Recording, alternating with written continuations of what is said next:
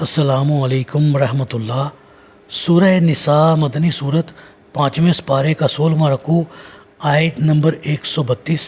اعوذ باللہ من الشیطان الرجیم، بسم اللہ الرحمن الرحیم۔ وَلِلَّهِ مَا فِي السَّمَاوَاتِ وَمَا فِي الْأَرْضِ وَكَفَى بِاللَّهِ وَكِيلًا۔ اور جو کچھ آسمانوں اور زمین میں ہے سب اللہ ہی کا ہے، اور ہر کام میں اللہ کا کارساز ہونا ہی کافی ہے۔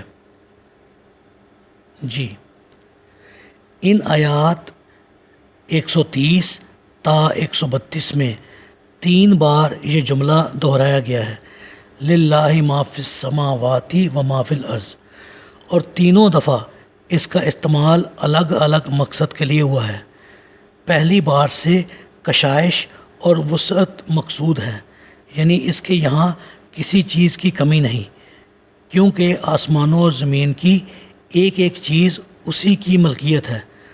اگر کسی جوڑے میں حالات کی ناسازگاری کی بنا پر جدائی ہو گئی ہے تو اللہ ان دونوں کے لیے بہتر حالات پیدا کر سکتا ہے، کیونکہ ہر طرح کے اسباب اور وسائل پر اس کا پورا کنٹرول ہے۔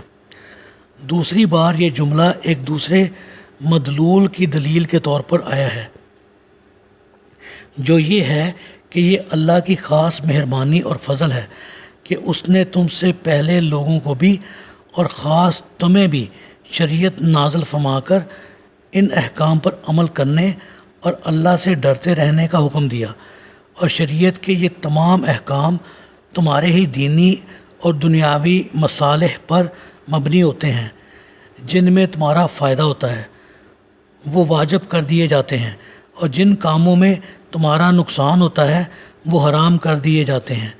اب اگر تم ان احکام پر عمل کرو گے تو اس میں تمہارا ہی فائدہ ہے، اور اگر نہ کرو گے تو اس میں تمہیں ہی نقصان پہنچے گا۔ اللہ کا نہ تمہاری اطاعت سے کچھ سنورتا ہے اور نہ تمہاری نافرمانی سے کچھ بگڑ سکتا ہے، اس لیے کہ پوری کائنات کا مالک تو وہ پہلے ہی ہے، لہٰذا وہ تمہاری فرما برداری یا نافرمانی سے بے نیاز ہے، اور اس کے کارنامے ایسے ہیں جو خود اس بات کی شہادت دے رہے ہیں کہ اس کائنات کا خالق و مالک اور منتظم فی الواقعہ مستحق حمد ہے۔ تمہارے اس کی حمد کرنے یا نہ کرنے سے کچھ فرق نہیں پڑتا۔